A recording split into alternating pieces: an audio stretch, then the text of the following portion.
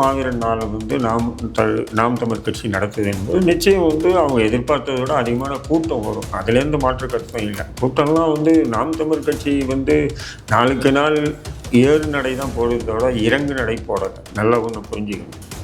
ஆனால் சில ஊடகங்களும் சில ஊடக செயல்பாட்டர்களும் ஏதோ நாம் தமிழுக்கு ஏதோ பின்னடைவு வந்துட்ட மாதிரியும் நாம் தமிழ் கட்சியினி அவ்வளோதான் அப்படின்ற மாதிரி ஒரு விதமான ஒரு பிம்பத்தை உருவாக்குறாங்க. அது ஏற்புடையதாக என்னுடைய பார்வைக்கு தெரியல. இந்த மாவீரர் தினமெல்லாம் கொண்டாடுறாங்கன்னா இதெல்லாம் அடுத்த தலைமுறைக்கான ஒரு என்ன சொல்கிறது, அடுத்த தலைமுறைக்கான வரலாறு. இப்போ அங்கே மாவீரர் தின நாள் கொண்டாடும் போது மாவீரர் நாள் அந்த நேரத்தில் அந்த யார் யார் எப்படிக்கெல்லாம் உயிர் நீத்தாங்க, உண்ணாவிரதம் இருந்து உயிர் நீத்த உட்பட போரில் போய் தாக்குதலுக்கு உயிர் நீத்தவங்க வரல எல்லா பட்டியல்களும் பேசப்படும் போது அது காணொலிகளாக எல்லா ஊடகங்களையும் வரும். அது அடுத்த தலைமுறை பார்த்தோன்னா அது ஒரு வரலாறு தானே. அது அடுத்த தலைமுறைக்கு அவங்களுக்கு ஒரு படிப்பினை ஆகும். நீங்கள் சீமானுடைய போராட்டங்கள் எல்லாமே சில பேர் கேளிக்கை திமுகவும் கேளிக்கை பண்ணிச்சு. இப்போ என்ன பண்ணாங்கன்னு சொன்னால் மேய்ச்சல் நிலம் சம்பந்தமாக தமிழக அரசு வெட்னரி, அதாவது கால்நடை மருத்துவர் ஒரு இது வழங்கியிருக்காங்க. அதாவது அது சம்மந்தமாக ஒரு நிகழ்ச்சி நடத்தப்படுறாங்க தமிழக அரசு சார்பாக. எதுக்காக சார்? மேய்ச்சல் நிலம் சம்பந்தமாக, கால்நடைகள் மேய்ச்சல் நிலம் சம்பந்தமாக தமிழக அரசு. ஆமாம், கால்நடை மருத்துவம் நேற்று பார்த்தேன். அந்த செய்தியை தான் எடுத்து வச்சு மறந்து காணும். இங்கே அந்த இது இருக்குது. நேற்று விளம்பரம் பார்த்தேன் நான். அப்போது இது இதே தானே சீமான் செஞ்சார். அப்போ கிண்டல் பண்ணாங்க. கிண்டல் பண்ண மட்டும் இல்லை, அது நடந்ததுக்கு தடை விதிச்சாங்க. தமிழக அரசுக்கு நல்லா தெரியும் சீமான் எடுத்திருக்கக்கூடிய அரசியல் உண்மையிலே மக்களுக்கானது அப்படின்ட்டு தெரியும். அதனால தான் அப்போ தடை விதிச்சுட்டு இப்போ இவங்க என்ன பண்ணுறாங்க, அரசு சார்பாக நடத்துகிறாங்க. நாங்கள் தான் முன்னெடுத்தோம் சொல்லி காட்டுற மாதிரி இதுதான் பதிவு செய்யப்படும். அது அரசியல் கட்சி நடந்தது பதிவு செய்ய முடியாது. இப்போ தமிழக அரசு நடந்துச்சுன்னா ஆமாம், தமிழக அரசு இந்த ஆண்டு மேய்ச்சல் நிலம் சம்பந்தமாக ஒரு நிகழ்ச்சி நடத்தியிருக்காங்கன்னு சொல்லுவாங்க.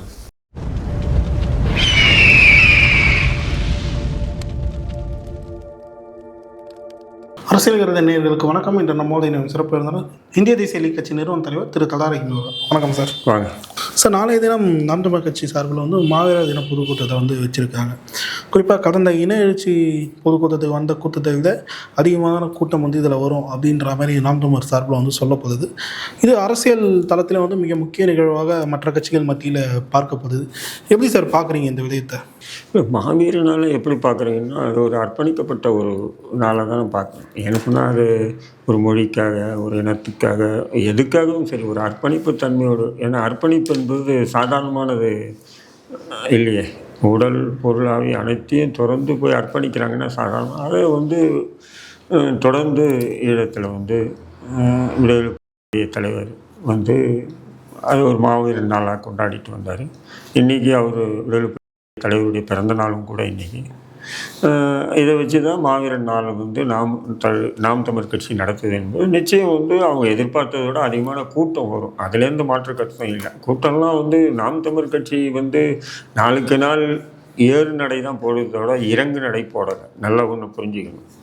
ஆனால் சில ஊடகங்களும் சில ஊடக செயல்பாட்டர்களும் ஏதோ நாம் தமிழுக்கு ஏதோ பின்னடைவு வந்துட்ட மாதிரியும் நாம் தமிழ் கட்சியினி அவ்வளோதான் அப்படின்ற மாதிரி ஒரு விதமான ஒரு பிம்பத்தை உருவாக்குறாங்க. அது ஏற்புடையதாக என்னுடைய பார்வைக்கு தெரியல. குறிப்பாக திமுக சார்பில் இன்னொரு நிகழ்ச்சியை பிரம்மாண்டமாக ஏற்பாடு செய்கிறத பார்க்க முடியும். துணை முதல்வர் உதயநிதி ஸ்டாலின் அவர்களோட பிறந்த நாளை மாவீரர் நாள் காட்டியில் பெருசாக விளம்பரப்படுத்துறதா இருக்கட்டும், அந்த மாதிரி விஷயங்களை முன்னெடுக்கிறாங்க. மாவீரர் நாளை துணை முதல்வர் உதயநிதி ஸ்டாலின் பிறந்தநாள் விழாவை பிம்பப்படுத்த என்ன தேவை இருக்குன்ற நான் அவ்வளோ பெரிய என்ன தமிழகத்துக்கு தமிழ்நாட்டுக்கு என்ன செஞ்சிருக்காப்புல உதயநிதி ஸ்டாலின் நான் கேட்குறேன். துணை முதல்வராக இருக்காரு. துணை முதல்வராக இருக்காருன்னு சொன்னால் நீ வீட்டில் வச்சு கொண்டாடிக்கியா, அல்லது உன் கட்சிக்காரன் வச்சு கொண்டாடு. அதை விட்டுட்டு சோறு விளம்பரங்கள், பேனரு, போஸ்டரு, ஏதோ பிரம்மாண்டமாக மிகப்பெரிய ஒரு தியாகி, மிகப்பெரிய ஒரு அர்ப்பணிப்பாளர்ன்ற மாதிரி ஒரு சீனை போடுறீங்கன்னா என்ன அர்த்தம்? நிச்சயமா. அப்போ இது அசிங்கமாக தெரியலையா? நான் என்ன சொல்கிறேன், முதல்வருக்கு பிறந்தநாள் நடக்குது, எல்லாரும் பிறந்தநாள் கொண்டாடுறாங்க. ஏழையிலேருந்து பணக்காரன், ஆண்டிலேருந்து அரசன் சொல்லி பிறந்தநாள் கொண்டாடுறாங்க. அதேமாதிரி உதயநிதி ஸ்டாலினுக்கு பிறந்தநாள் கொண்டாடவே கூடாதுன்னு சொல்லலை, நம்ம கொண்டாட்டோம். பட் அதை பிரம்மாண்டப்படுத்தி ஏதோ தமிழகமே அவருடைய பிறந்தநாளை கொண்டாட மாதிரி ஒரு இமேஜை கிரியேட் பண்ணுறதெல்லாம் பார்த்தீங்கன்னா டூ மச்சாக தெரியல. இப்போ ஈழ விடுதலைக்காக இப்போ இந்த மாவீரர் தினமெல்லாம் கொண்டாடுறாங்கன்னா இதெல்லாம் அடுத்த தலைமுறைக்கான ஒரு என்ன சொல்கிறது, அடுத்த தலைமுறைக்கான வரலாறு. இப்போ அங்கே மாவீரர் தின நாள் கொண்டாடும் போது மாவீரர் நாள் அந்த நேரத்தில் அந்த யார் யார் எப்படி இப்படியெல்லாம் உயிர் நீத்தாங்க, உண்ணாவிரதம் இருந்து உயிர் நீத்த உட்பட போரில் போய் தாக்குதலுக்கு உயிர் நீத்தவங்க வரல எல்லா பட்டியல்களும் பேசப்படும் போது அது காணொலிகளாக எல்லா ஊடகங்களும் வரும். அது அடுத்த தலைமுறை பார்த்தோன்னா அது ஒரு வரலாறு தானே. அது அடுத்த தலைமுறைக்கு அவங்களுக்கு ஒரு படிப்பினை அமையும். உதயநிதி ஸ்டாலினை பற்றி என்ன சொல்கிறது சொல்லுங்கள். கலைஞருடைய பேரை, முதல்வருடைய பையன், வேறு என்ன சொல்ல முடியுன்றாங்க. அரசியல் சாதனைகள் என்னென்னு எதுவுமே அரசியல் சாதனைகள்லாம் என்னென்னு எதுவுமே சொல்ல வேறு எதுவும் சொல்ல முடியாது. இல்லை, கலைஞர் ஏதோ கஷ்டப்பட்டார், ஓகே, அவங்க அப்பாவும் கஷ்டப்பட்டார், சரி. உதயநிதி என்ன செஞ்சார்? நீங்கள் உதயநிதி பிறந்தநாளே வீட்டில் கொண்டாடிட்டோம் இல்லையா? அவங்க கட்சிக்காரனுங்க கொண்டாடினா தான் அவங்க கட்சியில் இருக்க முடியும், கட்சியில் முக்கியத்துவம் கொடுப்பாங்கன்றதுக்காக கொண்டாடுவாங்க இல்லையா? எதிர்பார்ப்போடு தான் கொண்டாடுறது. உதயநிதி ஸ்டாலினுடைய பிறந்தநாள்லாம் மனசார எவனும் கொண்டாடுறதில்லை. கொண்டாடாமல் இருந்தால் நமக்கு இந்த பொறுப்புகள் நீக்கிடுவாங்களே, பதவியிலேருந்து நீக்கிடுவாங்களே, அதுக்காக கொண்டாடுவோம்ன்றது. ஆனால் இந்த மாவீரர் நாளெல்லாம் அப்படி இல்லை, ஒரு அர்ப்பணிப்பு தன்மையோடு செயல்படக்கூடிய விஷயங்கள். அதனால் நாம் தமிழ் கட்சி முன்னெடுத்திருக்கக்கூடிய அந்த இதுக்கும் ஒத்தே வர. ஆனால் ஊடகங்களோட ஃபோக்கஸ் மொத்தமாக திமுக நோக்கி தானே சார் இருக்குது. இல்லை, ஊடகங்கள் நான் என்ன சொல்கிறேன், ஊடகங்கள் முக்கிய மெயின் ஸ்ட்ரீம் மீடியா எல்லாமே திமுகவுடைய அடிமைகளை, திமுகவுடைய ஆதரவு ஊடகங்கள் தான் இருக்குது. சரிம்மா. அப்படி இருக்கும்போது அவங்க உதயநிதி ஸ்டாலின் தூக்கி பிடிக்காம நாம் தமிழ் கட்சி நடத்துகிற மாவீரர் நாளை தூக்கி பிடிப்பாங்க. வெகுஜன மக்கள்கள் எப்படி பரப்பப்படுன்ற ஒரு கேள்வி இருக்குல்ல. இப்போ நாம் தமிழ் கட்சி எடுக்கக்கூடிய முன்னெடுப்புகளை சொல்கிறோம். வெகுஜன மக்கள் வேறங்க. வெகுஜன மக்கள் எப்பவுமே அரசியல்வாதிகளுடைய பிறந்தநாளை பெருசாலாம் கொண்டாடுறது இல்லை. அது ஒரு காலம் இருந்தது. அண்ணா எம்ஜிஆர் ஓரளவுக்கு இருந்தது. அதன் பிறகுலாம் பெரிய அளவுக்கு இப்போ கூட எதிர்பார்ப்பு தானே இருக்குது.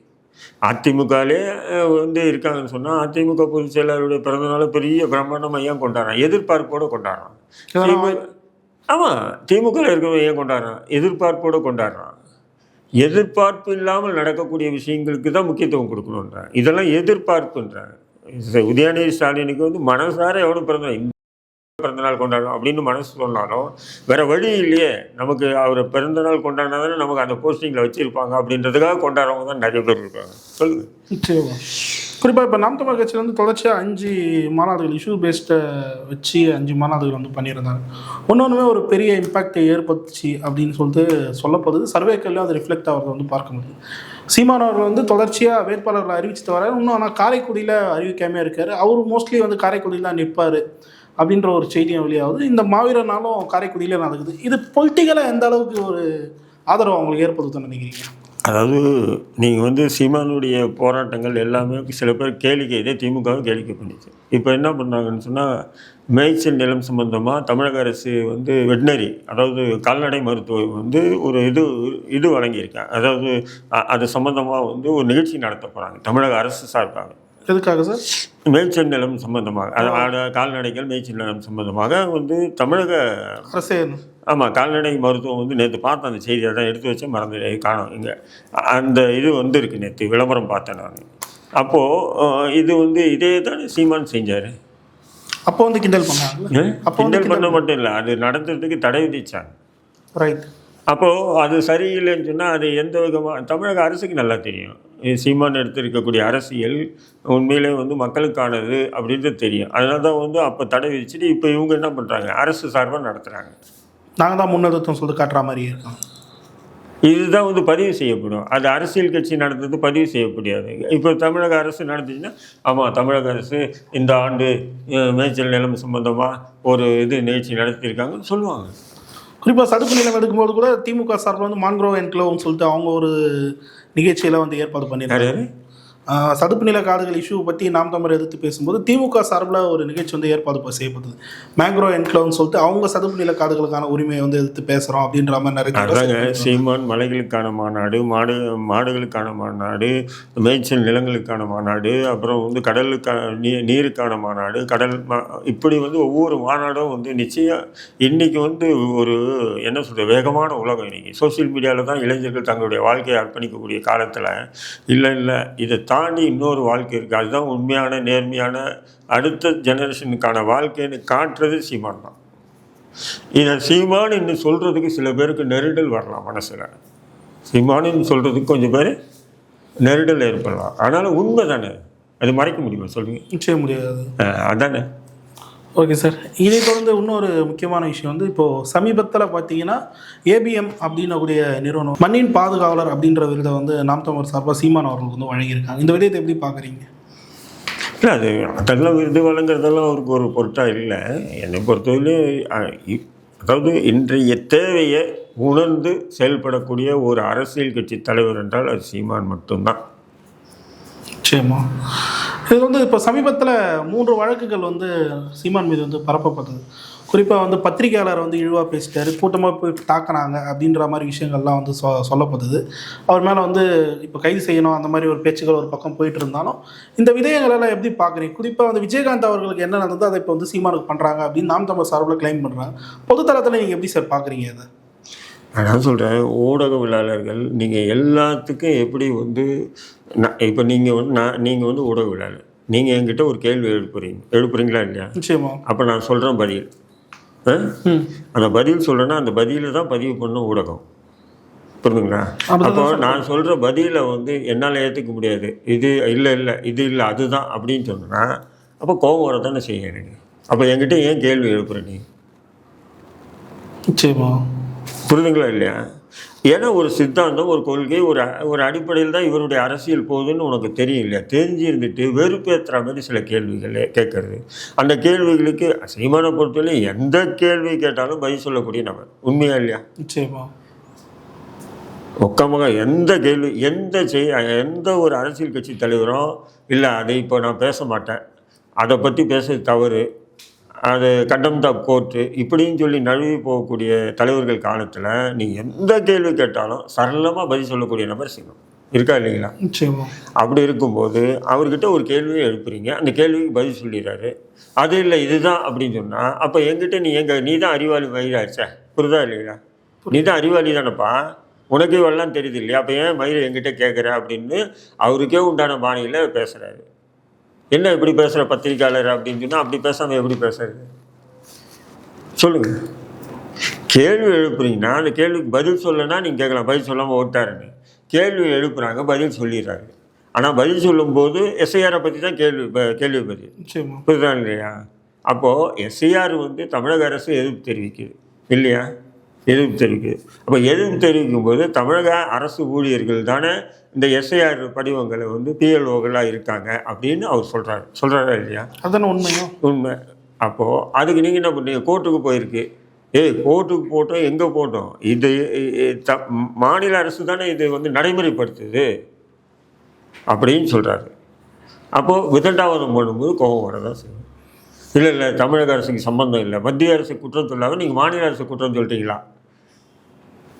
அப்போ அவங்க கோபப்படுறாப்புல. மத்திய அரசு குற்றம் சொல்கிறது அதாவது தேர்தல் ஆணையம் என்பது பாஜகன்னு கைப்பாய்வாக இருக்குது.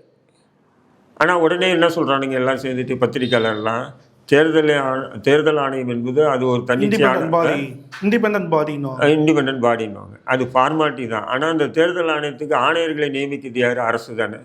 அது எப்படி இண்டிபெண்ட் ஆணையமாக மாறும்? அது அரசு யாரை நியமிக்குதோ அவன் அந்த அரசுக்கு சாதகமாக நடந்துக்கோனா இல்லையா? நிச்சயம் நடந்துப்பாங்க. இப்போ ஜனாதிபதியே அரசு தான் நியமிக்குது, உண்மையா இல்லையா? அப்போ ஜனாதிபதி வந்து யாருக்கு ஆதரவாக நடந்துக்குவாங்க? அரசுக்கு ஆதரவாக தானே. இதுதான் சீமான் சொல்கிறாரு. அதை புரிஞ்சிக்காம நீ இடக்கு முடக்கா கேள்வி கேட்டால் கோபம் வரதானே செய்யும். சொல்லுங்கள். ஆனால் அந்த குறிப்பிட்ட செய்தியாளர் வந்து இது வரைக்கும் நாம் தமிழர் பற்றி எந்த செய்தியும் அந்த நிறுவனத்தை வந்து பதிவு செய்யவும் பதவில்லை. அவங்க வந்து வேணும்னே தான் வந்து ட்ரிகர் பண்ணுறதுக்காக வந்திருக்காங்க அப்படின்னு ஒரு குற்றச்சாட்டு வந்து வைக்கப்படுது. பெரும்பாலும் இன்றைக்கி அப்படி நிறைய பேர் உருவாக்கலாமா? திமுகவுக்கு எதிராக கூட உருவாக்கலாம், அதிமுகவுக்கு எதிராக உருவாக்கலாம், பாஜகவுக்கு எதிராக உருவாக்கலாம். ஏன்னு சொன்னால் நெறியாளர்கள் நிறைய பேர் இருக்காங்க. நிறைய ஒரு காலத்தில் வந்து ஊடகம் என்பது குறைஞ்சிருது. இன்றைக்கி வந்து எக்கச்சக்கமான ஊடகங்கள் இருக்குது. இப்போ நெறியாளர் இருக்காங்க. நீ போ. அப்போது ஒரு கான்செப்ட்டு, ஏன்னா திமுக ஆதரவு ஊடகங்கள், அதிமுக ஆதரவு ஊடகங்கள், நாம் தமிழ் கட்சி ஆதரவு ஊடகங்கள், காங்கிரஸ் ஆதரவு ஊடகம் இப்படி இருக்கா இல்லைங்களா? அப்போது இருக்கிறவங்க வந்து எதிர்த்தரப்பு அந்த கட்சிக்கு கொள்கைக்கு எதிரான தரப்பில் உள்ளவங்க ஒரு ஊடக சந்திப்பு நடத்தாங்கன்னா இப்படிப்பட்ட நபர்கள் அப்படி கேள்விகள் வீசத்தான் செய்வாங்க. அதை ஏற்றுக்கிட்டு தான் ஆகணுன்றீங்க? அதை ஏற்றுக்கிட்டு தான் ஆகணுன்றீங்க? இல்லை, அதை வீசுவாங்க.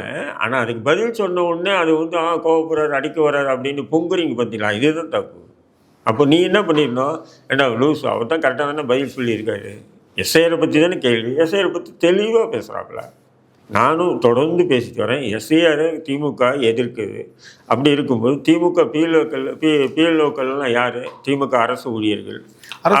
திமுகவோட booth level agents, booth level எல்லாமே வந்து இறங்கி ஒர்க் பண்ணுறீங்க. ஒரு பக்கம் எதிர்த்துட்டு இன்னொரு பக்கம் ஆதரிக்கிறேன். இது எந்த விதமான அரசியல்? மம்தா பானர்ஜி என்ன பண்ணிச்சு? நான் என் மாநிலத்தில் வந்து நான் வந்து கணக்கெடுப்பை நடத்த மாட்டேன், முடிஞ்ச தேர்தல் ஆணையத்தை வந்து அதிகாரிகளை வச்சு நடத்திக்கிட்டோம் அப்படின்னுச்சு. அதை மீறி வந்து நடத்தி தான் அவனு மத்திய அரசு ப்ரெஷர் போடும்போது தன்னுடைய ஆட்சியில் இருக்கக்கூடிய பிஎல்ஓக்களை விட்டு ஒக்கமோரா நேற்று ஒரு 8 தேர்தல் ஆணையர்களை அடித்து வரட்டியிருக்காங்க. நேற்று மட்டும் வெஸ்ட் பெங்கால் பிஎல்ஓக்கள் யாரும் பொதுமக்கள் இல்லை, அரசு ஊழியர்கள். அப்போது அந்த மாதிரி செஞ்சீங்கன்னு சொன்ன திமுக உண்மையிலே நம்மளே வரவேற்கலாம்ல. இதுதான் சீமான் சொல்கிறாரு. இதை அந்த திமுக ஆதரவு ஊடகம் வந்து கேஸ் போட்டது நாங்கள் தானே. கேஸ் போட்டு வீட்டுக்கு தான் சார் ஒன்றும் கேஸ். எஸ்ஐஆருக்கு எதிராக தீர்மானம் நிறைவேற்றின நாங்கள் திமுக தானே. நீங்கள் எப்படி திமுக போகிற சொல்லி திரும்ப திரும்ப கேட்டால் அவருக்கு உண்டான பாணியில் அவர் பதில் சொல்கிறாரு. கோவம் வந்தால் வந்துட்டு போட்டாங்க. எஸ்ஐஆரில் குறிப்பாக இஸ்லாமியர் கிறிஸ்தவர்கள் பாதிக்கப்படுறாங்க அப்படின்ற ஒரு விஷயம் இல்லை. எஸ்ஐஆர் வந்து இஸ்லாமியர் கிறிஸ்துவர்னு சொல்லிட்டு ஒரு விதமான நெரேட்டிவை உருவாக்குறாங்க. ஒட்டுமொத்த இந்திய மக்களே பாதிக்கப்படுறாங்க.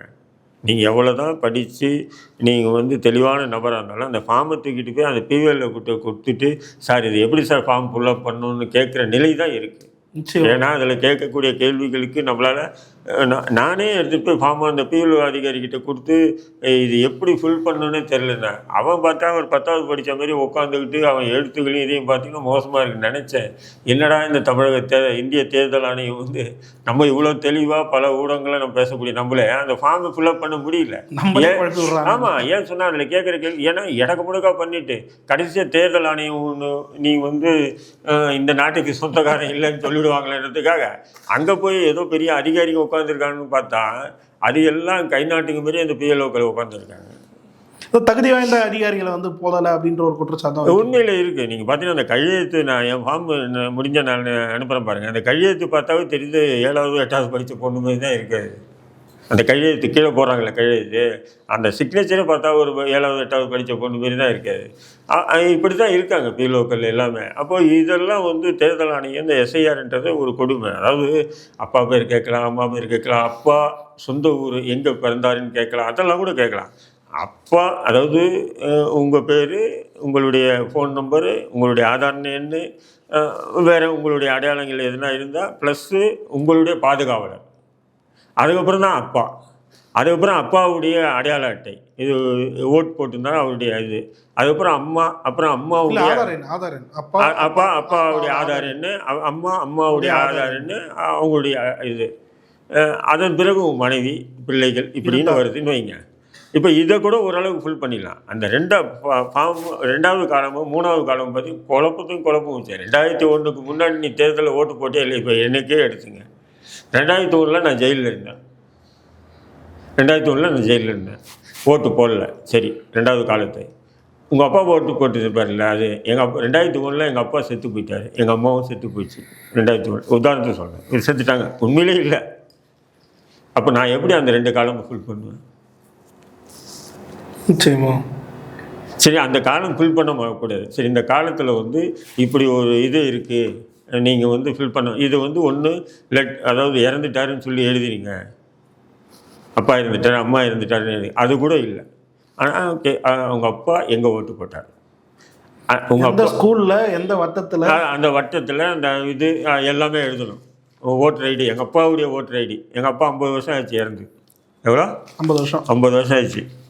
50 வருஷம் கழிச்சு நான் எங்கள் அப்பாவுடைய ஓட்டு எங்கே போட்டான்னு தெரியுமா எனக்கு? வாய்ப்பே இல்லை. அவரே இருந்தாலும் சொல்கிறது கஷ்டம். 87 பிஃபோர் 87க்கு முன்னாடி நீங்கள் பிறந்தவராக இருந்தால் சான்றிதழை கொடுங்கன்றீங்க. 87க்கு முன்னாடி நீயே சொல்கிற 87க்கு முன்னாடி பிறந்தவர்னு. 87க்கு முன்னாடி பார்த்தீங்கன்னா டேட் ஆஃப் பர்த்தே இருக்காது, பெரும்பாலும் இருக்காது. சில பேர் ஐயருங்க வச்சுருப்பாங்க, ஏன்னா அவங்க அந்த இது பார்த்து அந்த நாள் நட்சத்திரம் பார்த்து அந்த குறிப்பாங்க, அதனால் வச்சுருக்கலாம். இப்போ அந்த காலத்தில் யார் இப்போச்சும் வந்து குழந்தை பிறந்தவொடனே பர்த் சர்டிஃபிகேட் கிடைக்குது, இருக்கா இல்லைங்களா? அதேமாதிரி டெத் சர்டிஃபிகேட் கிடைக்குது. அப்போ எங்கள் அப்பாவுடைய டெத் சர்டிஃபிகேட்டும் இல்லை, எங்கள் அம்மாவுடைய டெத் சர்டிஃபிகேட்டும் இல்லை. அப்போது இதுதான் ஒரு விதமான ஒரு நெருடல் இருக்குது, குழப்ப நிலையிலே வச்சு. இப்போ உங்களுக்கு எடுத்தீங்கன்னா உங்கள் அப்பா எங்கே ஓட்டு போட்டாலும் உங்களுக்கு தெரியும், ஏன்னா வயசு உங்களுக்கு சின்னது, இருக்கா இல்லையா? உங்கள் அப்பாவுக்கு வந்து 2001 ஓட்டு போட்டாரான்னா இல்லை, போடல. அப்போ அவங்க அப்பாவுடைய அப்பா எங்கே போட்டாரோ அவங்களுடைய அடையாளம் எதுனா இருக்கா, அதாவது ஆதார் இருக்கானோ ஏதோ இருக்கான்னு சொல்லி கேட்டால் கேவலமாக இருக்காது. இது முஸ்லீம்களுக்கு எதிரானதுன்ற மாதிரி ஒரு பிம்பத்தை ஏற்படுத்தாங்க. இது முஸ்லீம்கள் ஒட்டுமொத்த ஒட்டுமொத்த இந்தியர்களுக்கு எதிரான ஒரு இதுவாக தான் நான் பார்க்குறேன். ஏன்னா அதை உண்மையிலே அங்கே யாராலையும் அதை அந்த ஃபார்மை வந்து உண்மையிலே எப்படி இருக்குன்னு சொன்னீங்கன்னா, ஏதோ வேற்றுக்கிரகவாசிகள் அவங்க பேசுகிற ஒரு தனி மொழியில் ஃபார்ம் அடித்து கொடுத்த மாதிரி தான் இருக்குது, தெளிவாக இல்லை அதில். ஏன் இந்த கொண்டு வந்த தேர்தல் ஆணையரை கூட அவருடைய ஃபார்மை அவரே ஃபில்அப் பண்ண முடியாது. சரிங்க சார், பல்வேறு கேள்வி தெளிவாக இருக்கும்.